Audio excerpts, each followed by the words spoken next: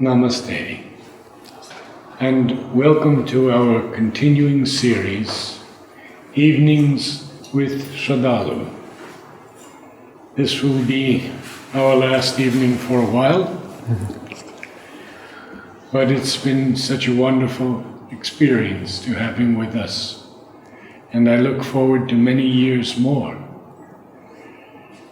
Our subject today is again the levels of the intuitive mind. We covered 1 and 2 last time, so we begin with the third one. Thank you. Yes. And just to recapitulate,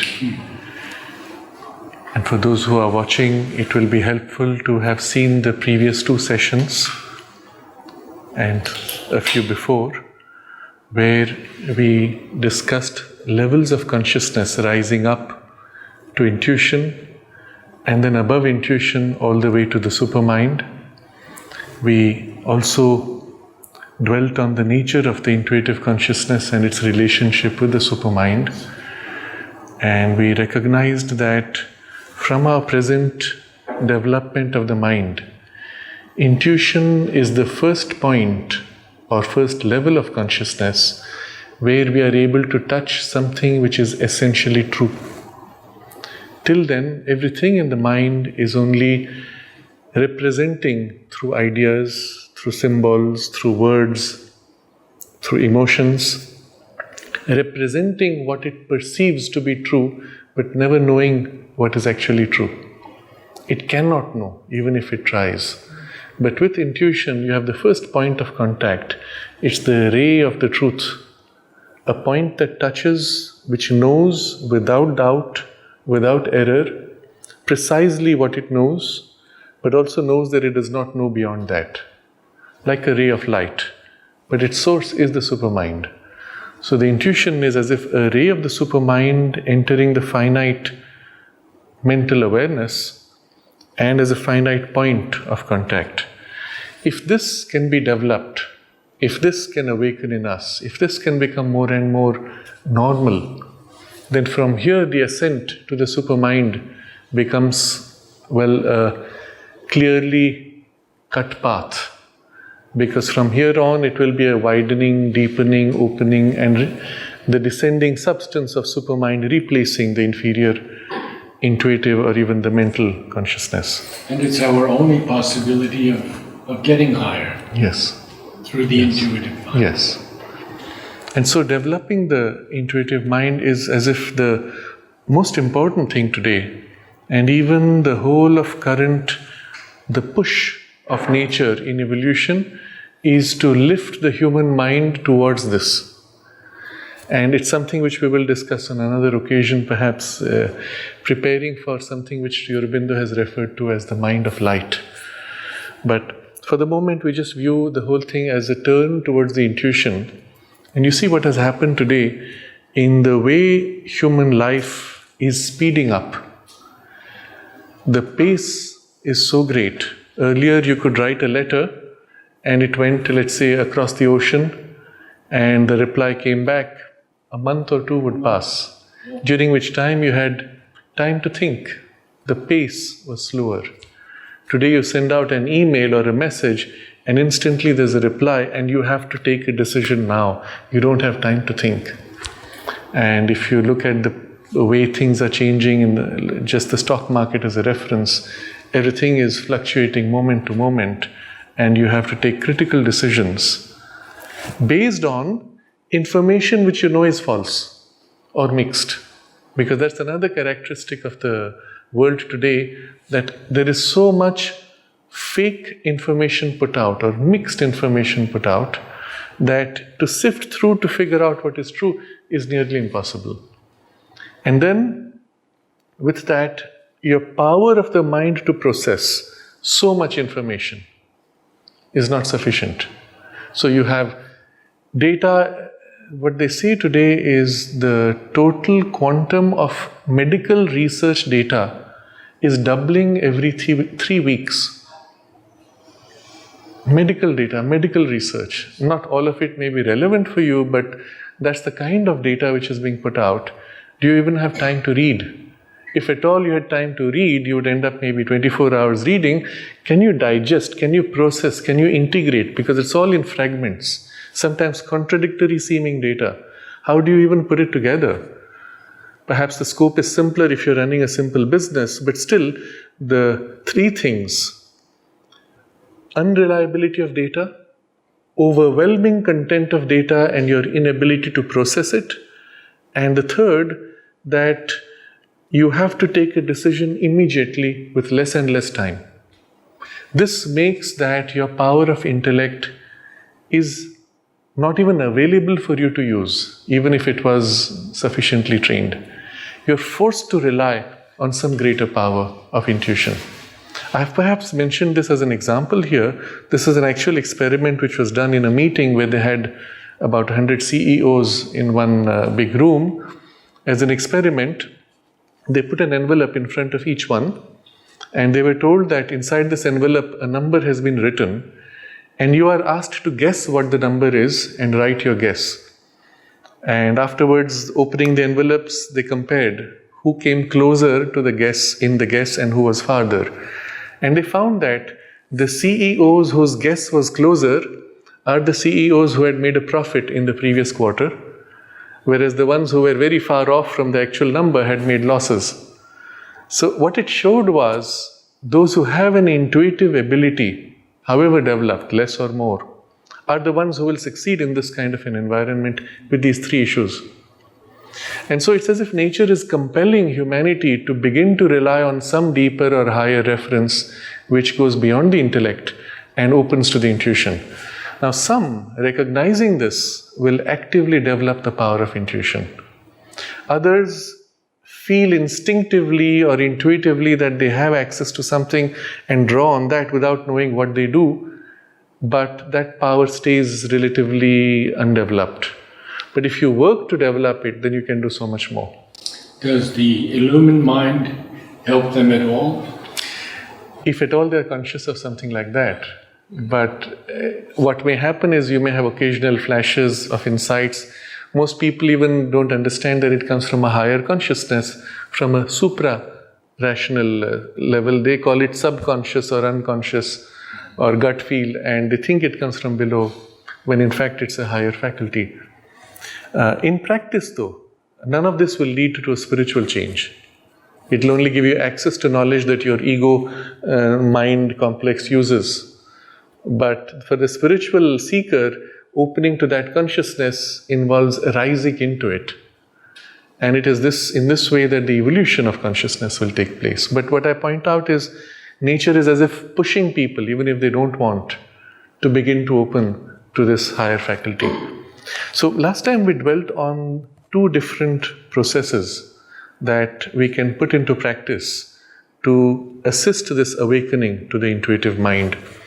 We start with the concept that already the intuitive consciousness is there, and it is, let's say, the tail end of the supramental consciousness, which is infinite and beyond above.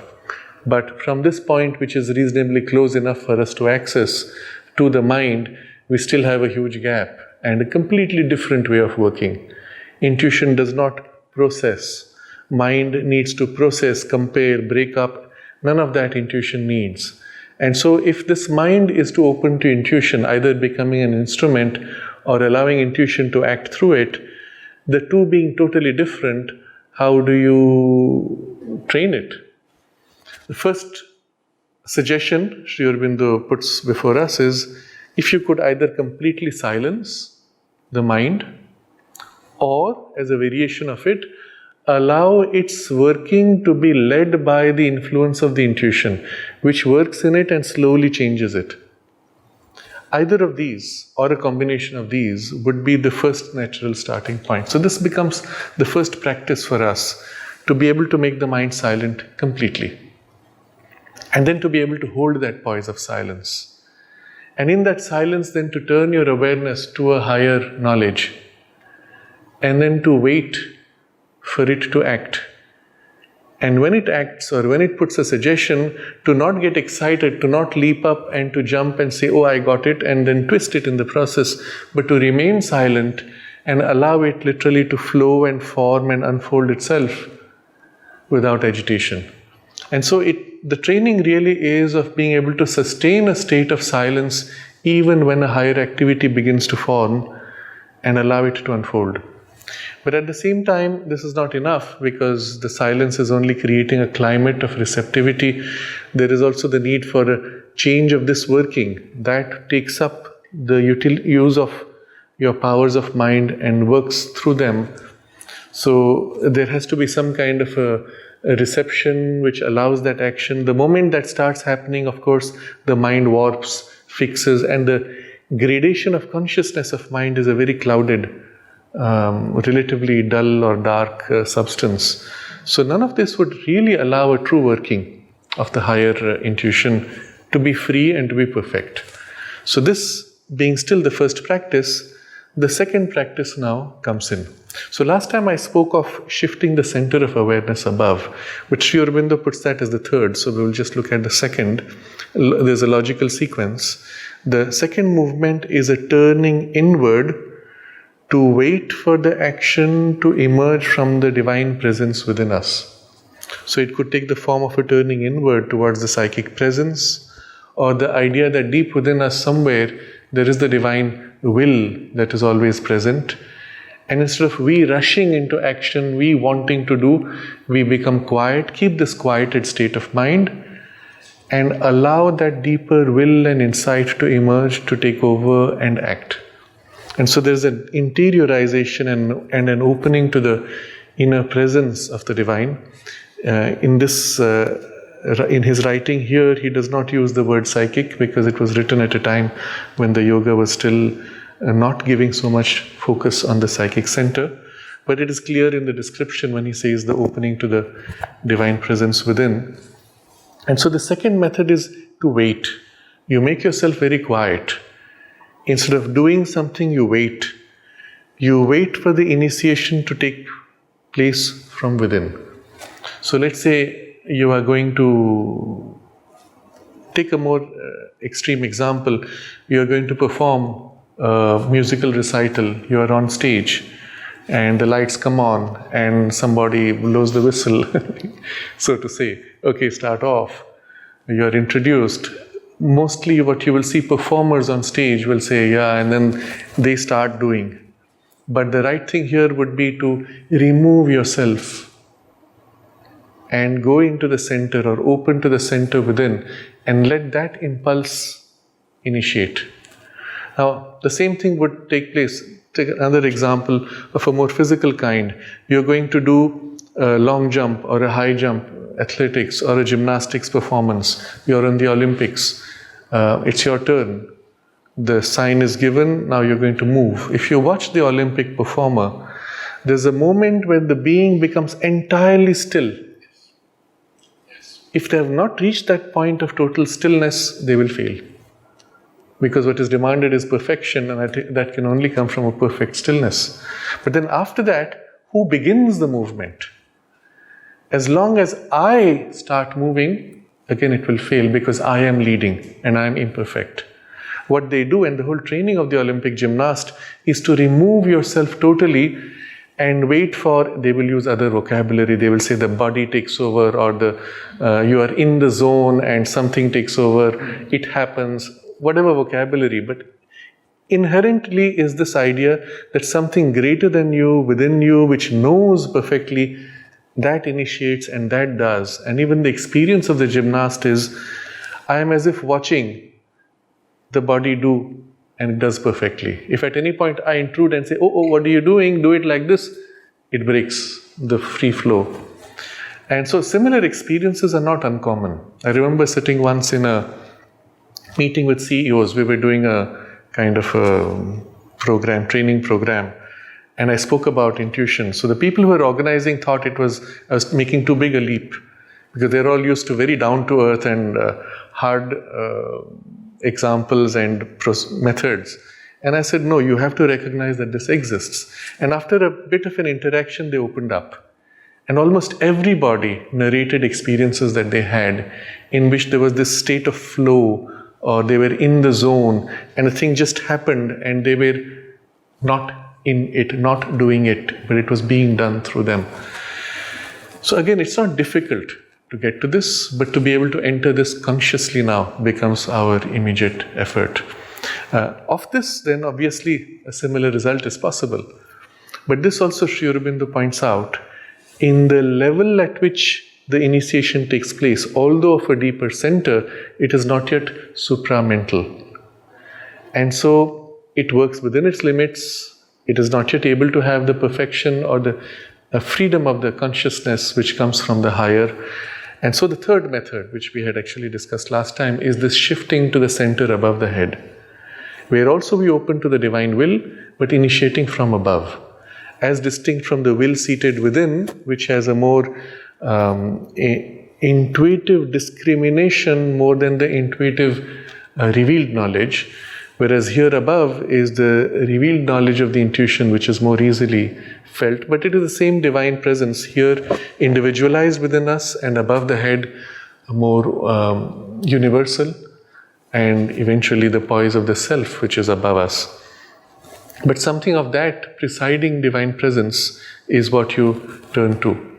And if you have done this training for the second step, the third step is only extending it to a higher level. From here now what happens is one feels very distinctly a higher grade of consciousness, a higher grade even of substance and quality of knowledge and quality of energy that flows through us. The experience is so distinct. So even one feels it physically.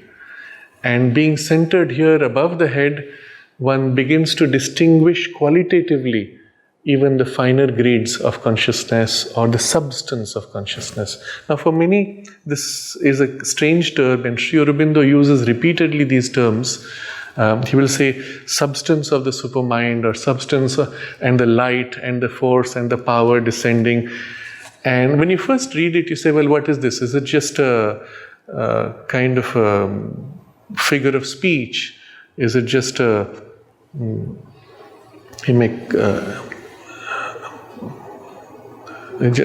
a figure of speech, a poetic description? Most people tend to dismiss it.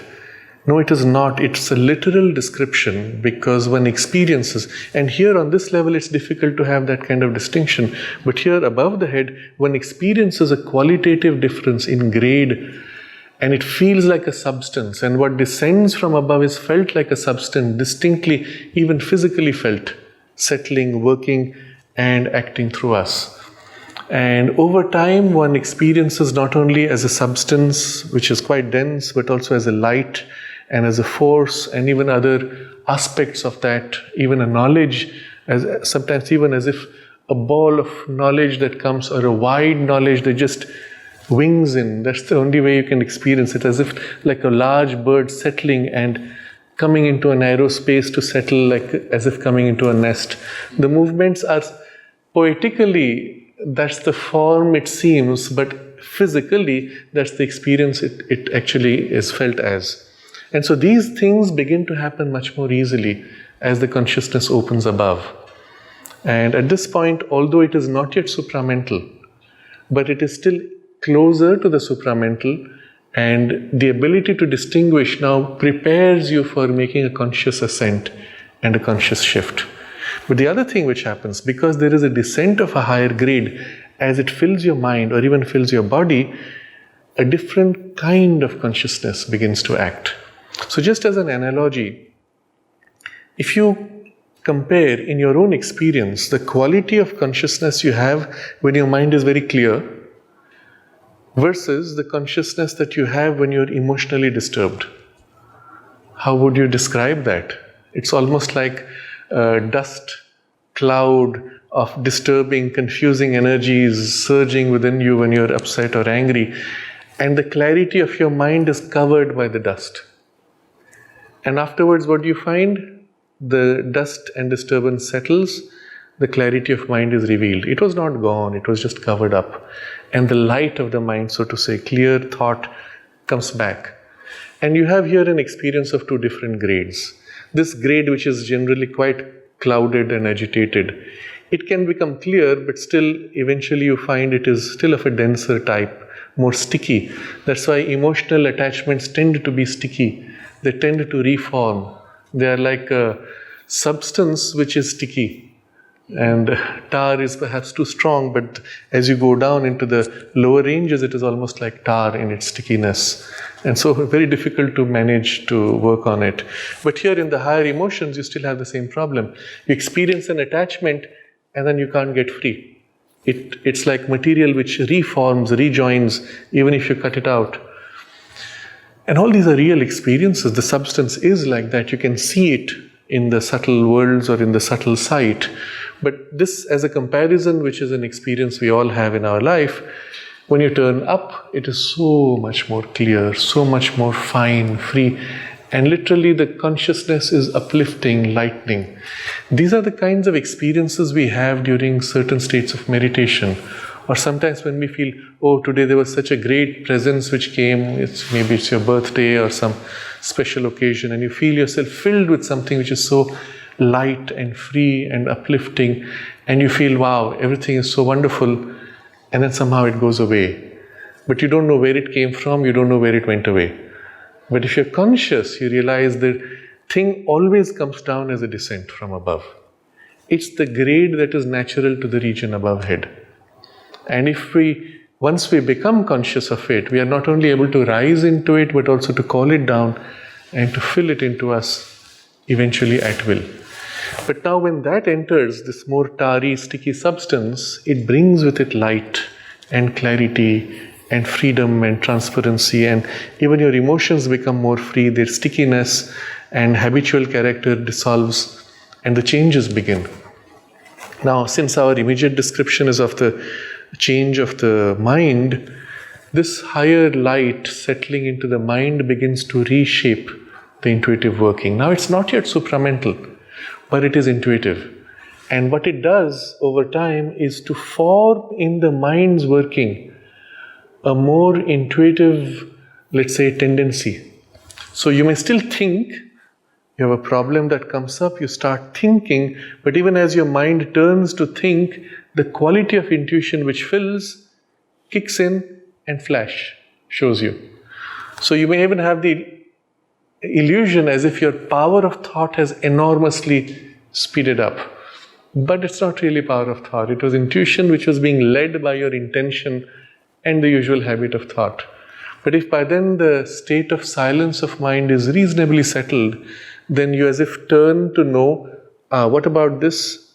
And there's a flash. And then you may still use the form of mind to articulate, to give words, to express. So, as a poet, you know how that happens when a poem flows through you, that it's still using the vocabulary of your mind, it's still using the power of your mind and the familiarity of language to form. But what is using, it's something totally different, not you. There's almost a detachment. Exactly.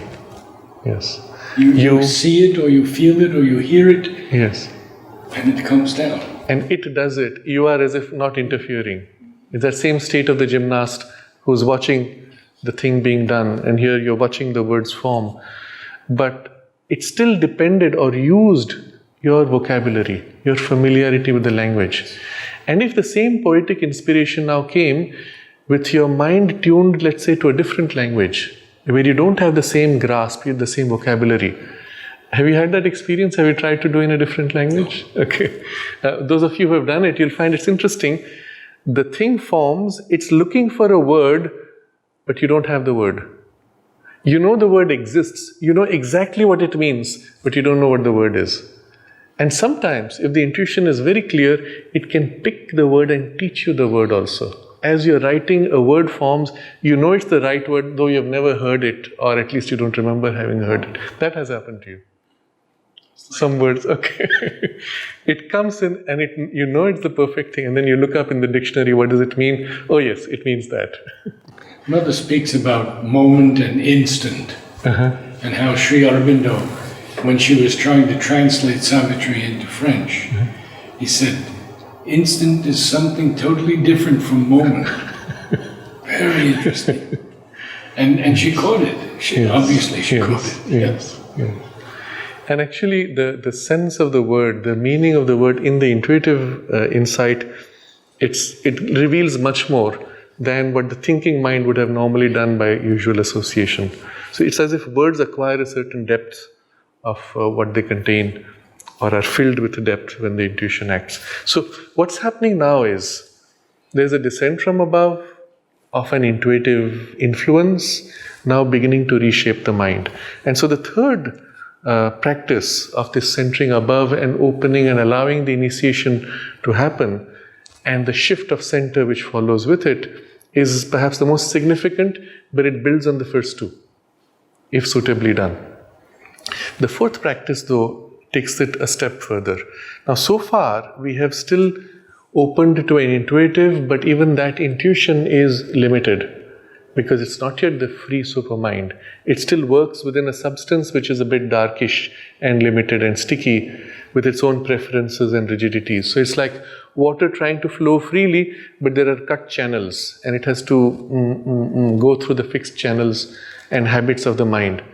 You need a much greater light and power which can, as if, clear all these rigidities, soften them, free them, widen them to something which is infinite.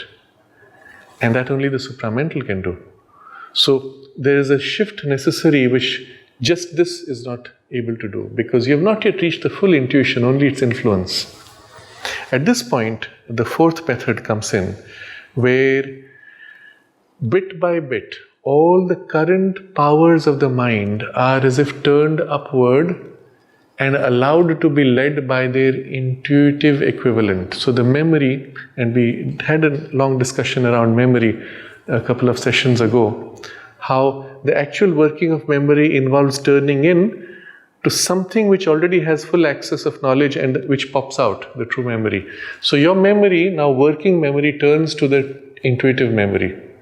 Your working power of logic turns to the true perception of logic. It's as if bit by bit your faculties are lifted, raised, intensified and widened, made more free and open to that influence, lifted up into it until it feels as if they outgrow their limits and merge into the intuitive consciousness above.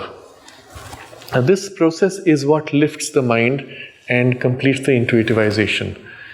There is, of course, a descent, but this rising into and joining with the intuition is what takes you out of the limitation of the mental consciousness. This would complete the process. It's not yet perfect. With this, the intuitive biased mind can function, but it will be perfect when this intuitivization opens out to its supramental consciousness, which then is the rest of the journey.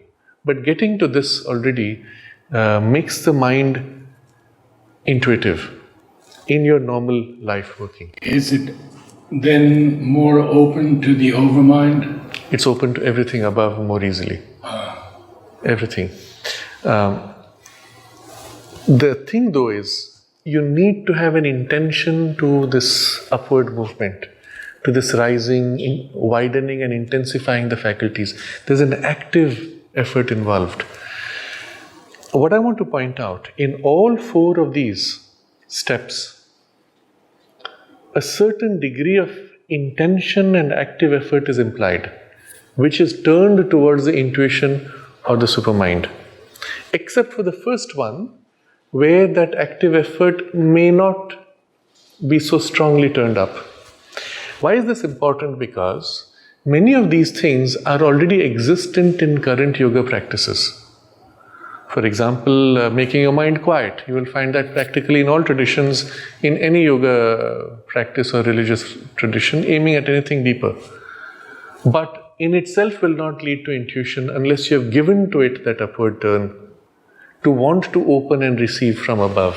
Now, let's say in a religious context, they may say, you open your mind to know the will of God. You'll still end up with a similar result.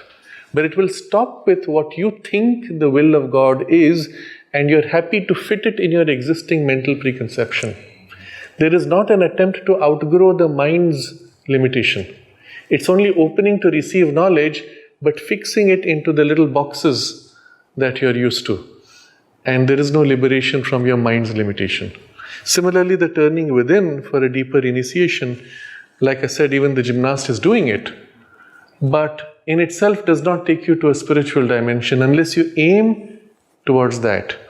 Or the third step, centering above the head, in various traditions, you will find the focus at the top of the head, at the Sahasrara, is common, but with a different objective, to liberate the consciousness to go beyond, not to invite the higher to descend into the lower. So, the form of practice may have similarities, but the intent you put into it completely changes the result. And in this case, since your goal is also to feel the higher gradations and the working in the lower, the distinction between the levels of consciousness, all that happens because you have intended it. And the fourth, finally, this movement of taking all the faculties and amplifying, intensifying, raising, lifting. It's as if you take your mind as it is and lift it and open out like that. If you have done the first three, this actually becomes possible like this, in a movement like this. You just take and intensify and open and turn, and as if that begins to fill and flow through it.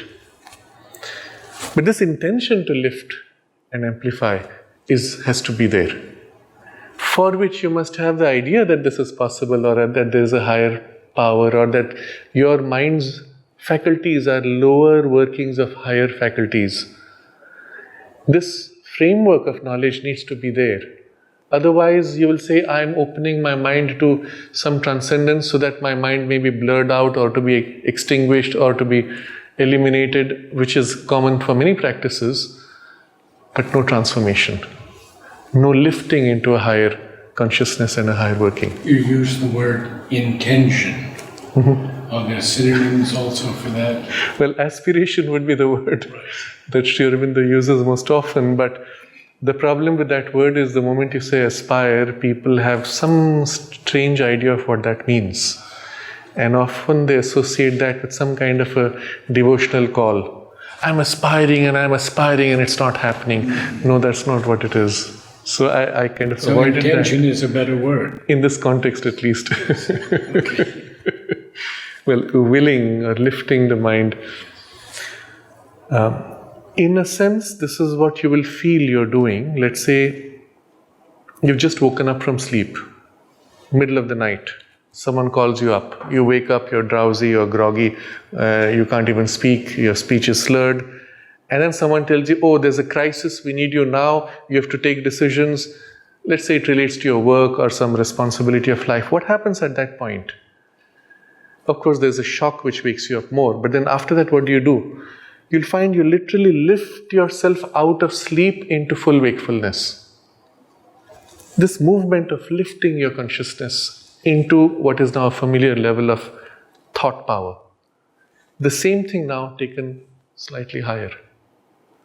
It's exactly the same movement. I'm giving these analogies so that you recognize it's not something difficult. It's not something beyond your capacity. The only thing missing may be familiarity with what it feels like to be in a higher level, which comes with the step 3. And what you need for step 3 comes from step 2. And what you need there comes from step 1. So there are actually 4 different processes. Sri Aurobindo says none of them in themselves separately would do it, but all of them together will make for the completeness. Which one do you do? Yes, of course, there's a natural sequence we have spoken of, but having developed a little bit of all 4 steps, or even the first 3, he says the better way is to leave it to the divine Shakti to act. And at different times, you'll find the turn of emphasis more on this or more on that, and the shifting. And it's like 3 or 4 different processes taken up as necessary at that moment until they integrate into a single movement. And so this is the form of practice that Sri Aurobindo recommends. Once this is done, the rest of the movement then is the further widening, heightening, opening, and there will be as if a continuum from there, from the intuition to the overmental and thence to the supramental. And we need not go into that, it wouldn't make too much sense either. But having got to this, it's obvious how it can go. Especially because in the intuitive consciousness is that exact infallible knowledge, although partial, infallible knowledge in the experience. So as it rises up, you're only pursuing the knowledge given to you, which of how the next step is to be, and the next, and the next. So within it is all that is needed, if you so choose in your aspiration or your intention to make the complete ascent. And of course, at each step, a similar process is there, the higher joining with the lower opening to the higher, etc. We know from Mother and Sri Aurobindo that the psychic being always can choose right or wrong, and it's never wrong. Yes. How does it? Yes. So the distinction of the psychic knowledge and the intuitional knowledge, there's a difference. The psychic may not have the full form of the knowledge. It has a more essential discriminating capacity to distinguish what is true from what is mixed. And just that separating, this part is true, the rest is mixed.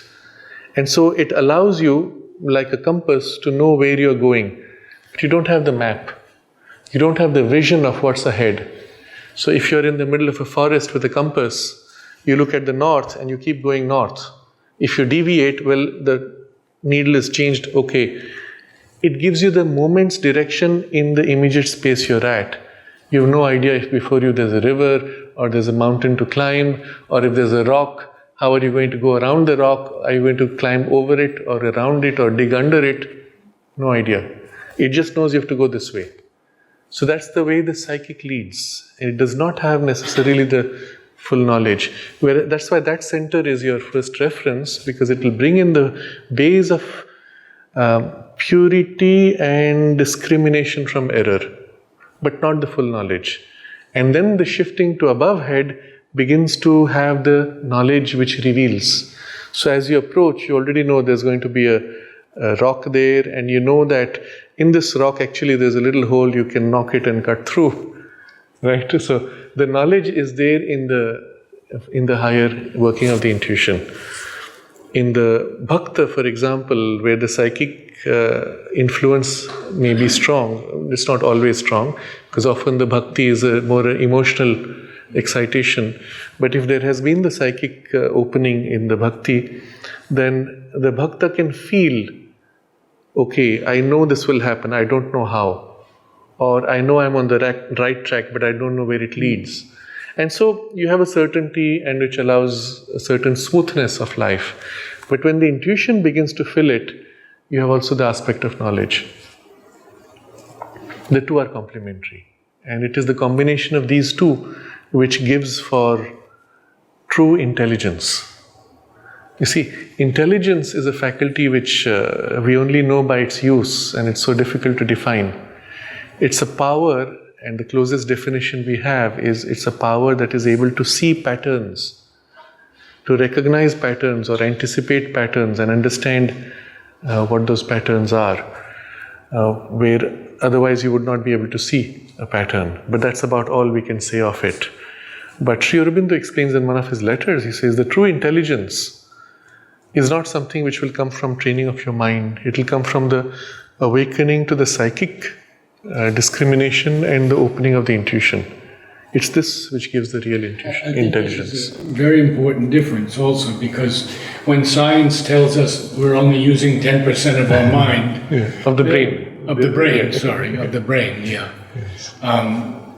This is far above that. Far above. In fact, one of the things which can happen as we begin to access this above head center, the brain can even go into a state of quietness.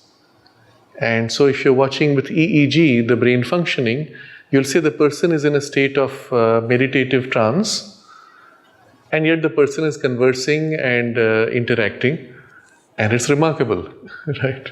So it doesn't make sense to science. They think that since all this is produced by the brain, this should not be possible. But there are enough people in whom this has been measured in the lab. They just come away perplexed. The scientists come away perplexed.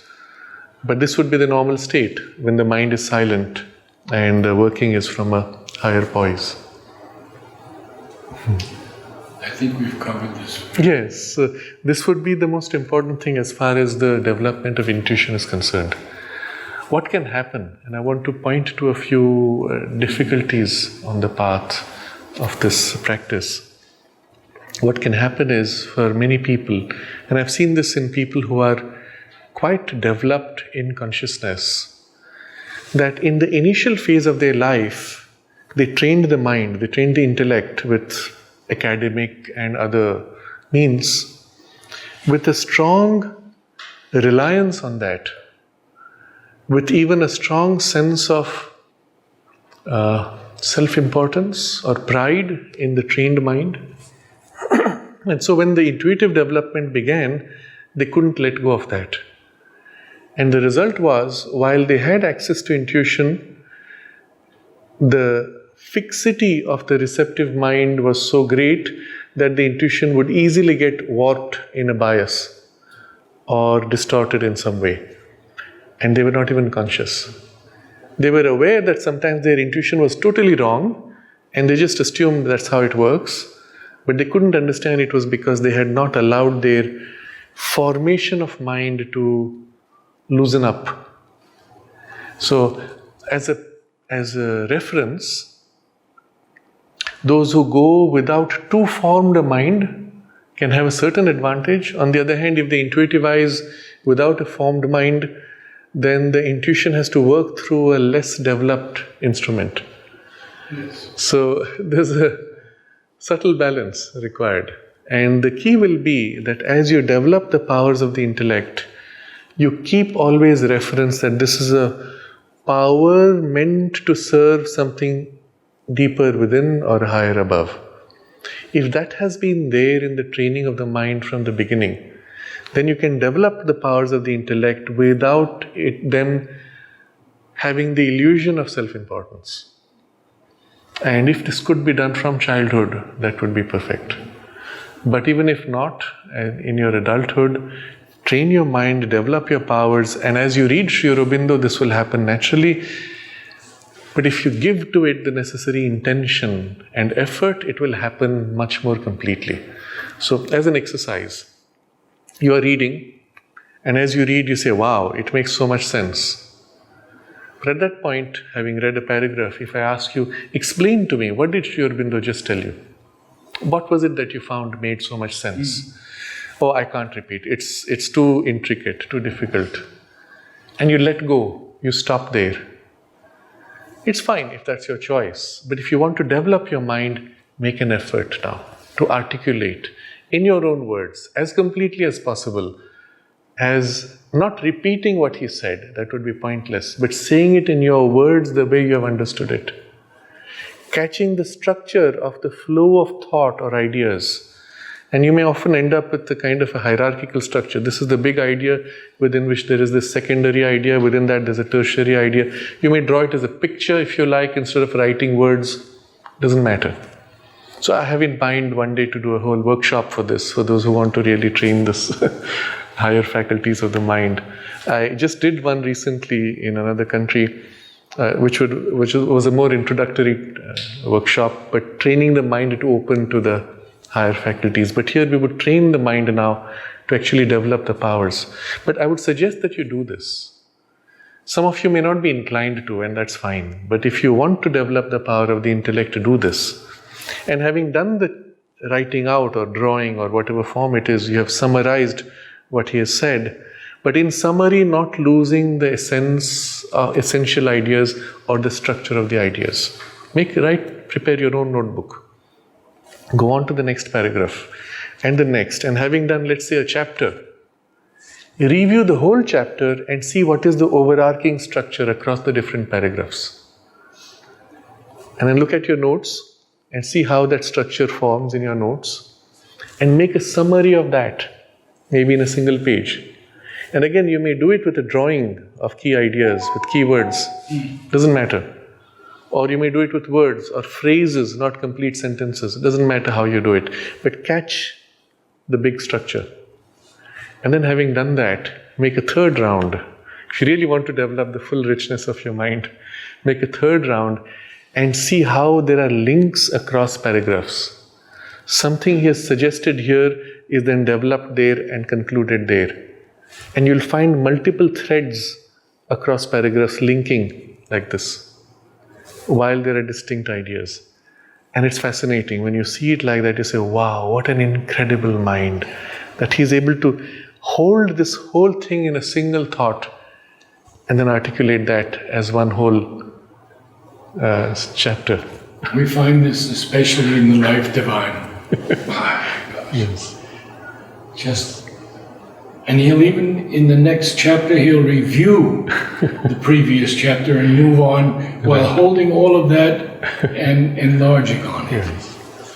So if you do this as an exercise, do it 2, 3, 4 times, already by that time you'll find your mind as if expands and is able to hold a rich, multifaceted idea or thought.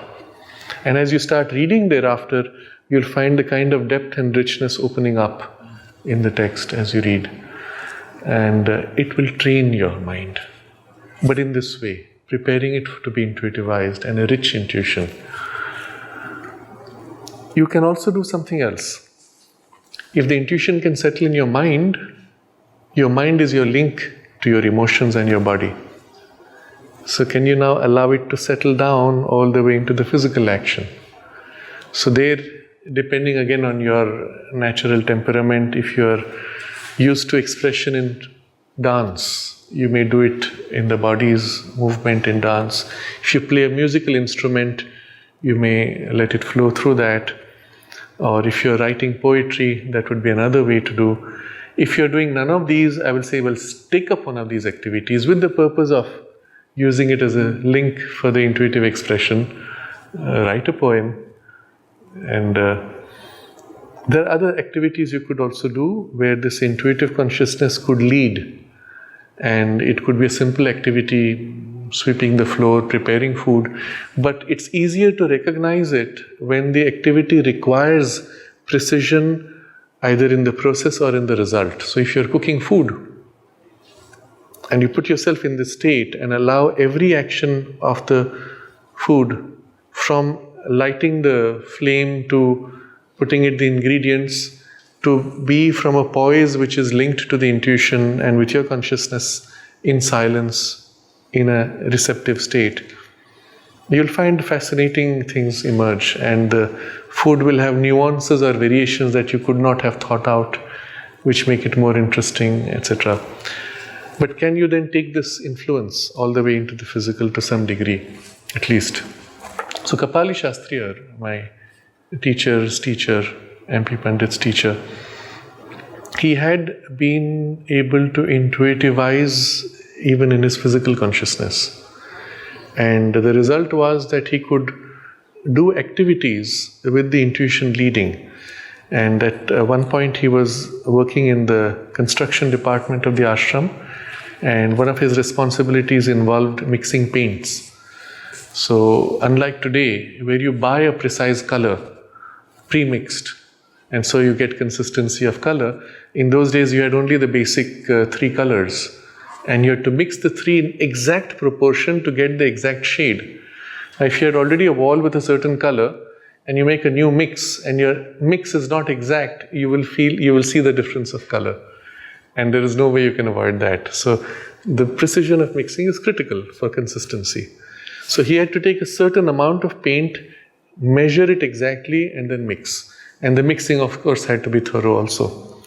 So since the intuitive consciousness was even operational in his hand, if he had to take, let's say for purpose of an example, if he had to take 200 grams of a paint, he would scoop out and pour exactly 200 grams. It's amazing when you think about it. But imagine if his body was capable of gymnastics or athletics, what it could have expressed because intuitivized. So in many of the Olympic trained gymnasts, something of this actually happens in their actual gymnastics. They reach a certain level of attainment where they can be shown a picture a video, here, this is how you do this flip. They can look at the video and internalize it, and the body will know how to do it without being made to be taught. Or as they are used to doing a certain, let's say, very complex back somersault with flip, suddenly they feel in the body consciousness, in the intuition of the body consciousness, okay, if I push hard enough, I know I can do a double flip in the black somersault. And they put that extra effort and are able to do that, and a whole new form of skill is expressed. But that's the way the intuition can lead in the physical consciousness also. I watched recently a pole vault fellow break the world record. And you could see at every moment his concentration was on the pole, on himself, on the distance to go, how he would leap, how he would let go of the pole, how he would back over. It's extraordinary. If you watch it in slow motion, it's really extraordinary. Yes. And we should be able to all of the... Absolutely. With age, the body becomes less conscious, more dull, more less sensitive. And so a lot of things which could have been done at an earlier age are more difficult to do later. But in principle, it's possible to, even now at whatever age we are at, bring something of that light of intuition even in the physical body and lift the consciousness. If nothing else, maybe you can't do the gymnastics, your muscles are not strong enough or plastic enough, but at least in your actions, in your physical movements, something of that higher consciousness can begin to express. And they will tend to be a kind of a natural and a spontaneous harmony, at least in the parts of the body which have been so intuitivized in any activity of life. I remember the description which Vishwanatha gave to us. He was at that time a young boy. He was helping the recording section. He was operating the tape recorder when mother took classes. And later he was then the head of the engineering section eventually. And he lived to more than 90s, into his 90s. And two stories since we are talking about him. But first story about the mother. He narrated how she would be sitting like this at the playground on a chair, sometimes for 2 hours, 3 hours at a time. Now, imagine what happens to you when you're sitting, let's say, even 20 minutes. After a while, something you need to do. Blood is blocked, a little restlessness, my legs start moving, I need to cross, uncross, recross, something. Nothing at all. She's just sitting there. She's meeting people, she's done the class, she's meeting people one after another, she gives the groundnuts. No restlessness, no agitation, no adjustment of the body. And at the end of those 3 hours, she just gets up. Not, none of that. Just gets up, and that's it, and walks. And subsequently, I saw in one of the videos, there's actually a video where you can see she's sitting, she's finished the whole thing, she looks around and nobody else, and then pop, she gets up and walks straight. That's it. And that was when she was what? Almost 80?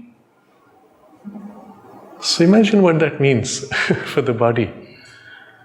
So there's a lot can happen, even in spite of age, in spite of the general deterioration of the biology which comes with age. If the consciousness has been infused with something of the higher, let's say intuitive or higher ranges, it is able to be lifted up to reflect more and more the freedom of the spirit. So this is one example. The other example regarding him is also fascinating because it'll inspire people with age. So he was at the age of 80. Remember, he had all these books. I once went into his office, all these books, and it was in the 80s, late 80s. And I was interested to know how they were hacking telephone systems. So I had heard about people doing this, and they could make free international calls. How does it work? What's the method? So there was 2 books on telephony, big fat things like that. And I read through the Strowger system and how the mechanics of it. And Oh, I was so thrilled with that whole thing, and I actually tried experiments. Once I knew how it works inside the exchange, you can dial, let's say, a code, an STD code to another city, and from there you should be able to dial another STD code. But you'll still be charged for the first STD code, right? So I actually managed to do that a couple of times, but it didn't always work, but just as an experiment. So I was studying all that, and I said, my God, this man has read all these books. He was not just keeping them, he had read. And he was, of course, they were engineering books, which to me didn't make much sense. They were not interesting, but all those books he had read. But they belonged to a technology which was already, 20 years old. And so in the mid-90s, he's in his 80s now, he says, the computers come, and suddenly much of that technology is obsolete. So he says, I want to learn computers. But his eyes are not working too well.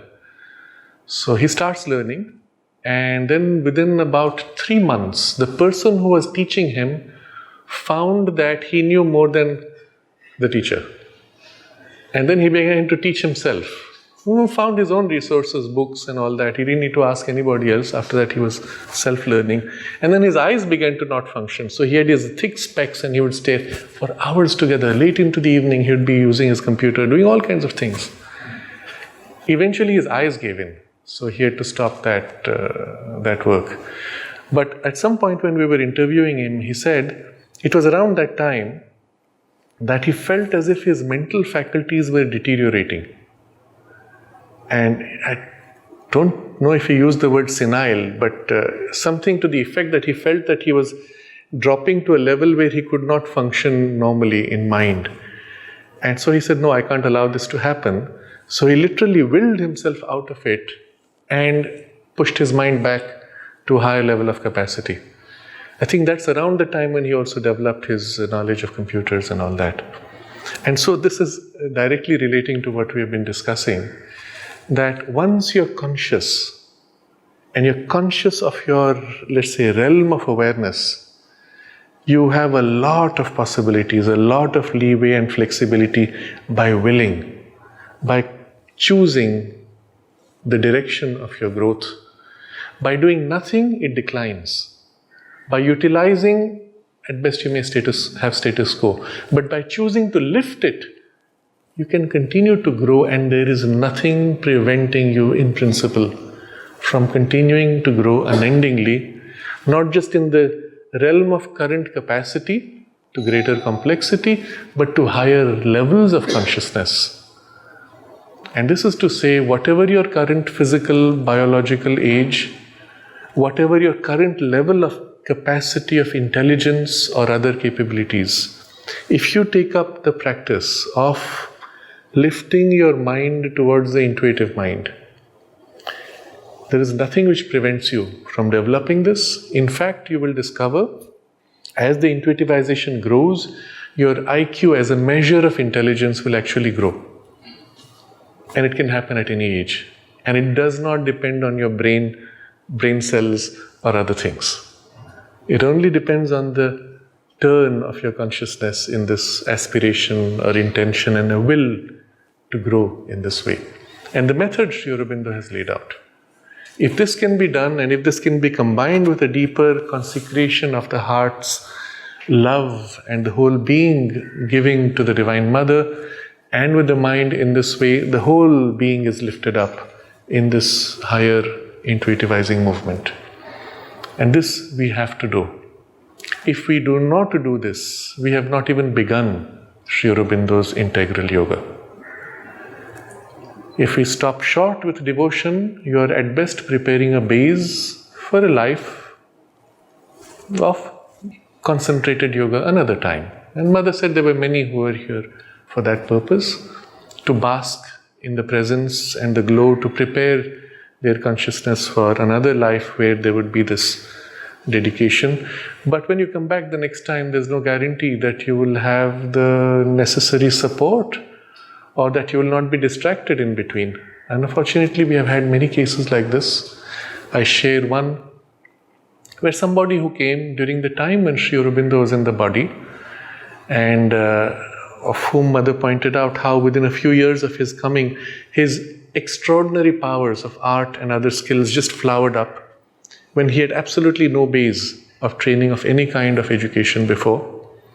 And pointing to this as an example of the action of the yoga force, well, it went to whatever it was. He had a wonderful life in the ashram, and then after his passing, reincarnated within the same, in the family as somebody else in the family, and then of course grew up in the ashram school. Now, what better circumstance could you have? You've been with Sri Aurobindo and the mother, prepared yourself for a life of dedicated spiritual evolution, reincarnated right there in the mother's lap while she's still in the body, and then had the whole education in the ashram school with the environment. And unfortunately, one of the family members was a strong negative critic of many things, including the mother, which perhaps was an influence or not, I don't know, or maybe things were too easy, I don't know what. Completing his education, he moves on for higher studies, does them pretty well, goes on to become whatever line of job that he took up, etc. I'm not going to details so that the identity may be kept. Maybe it was the soul's choice to develop certain faculties of the mind which could not have been developed before, but I would question that. Maybe that was the compromise the soul could accept given the form of the nature and the influences outside. But to me, this was an ideal circumstance for a spiritually dedicated, concentrated development. But you know what? When you reincarnate, your nature is quite strong. And influences around you can be quite strong and can easily take you off track, even if the soul wanted this as its priority. It doesn't always happen, or maybe it will come back in late age, I don't know. So all of this is to say, don't wait for your next life. Make the most that you can within this life. And small steps. Each of the steps we have spoken of are well within your reach. There is no reason that you cannot make those efforts. I would suggest to, particularly for this training, read the chapter in the Synthesis of Yoga, the chapter which is called Intuitive Mind, where he describes this whole process. Read, internalize, put into practice, and there are many ways in which you can apply the practice, flow freely, but make the efforts. And even if the efforts are small, the intention to lift, to rise, to grow in the intuitive consciousness towards the supramental. Remember, always the goal is towards that. That is necessary. Without it, we can stay here many, many years, feel very good about the space we are in, but not make the necessary benefit that we should have got from the opportunity given.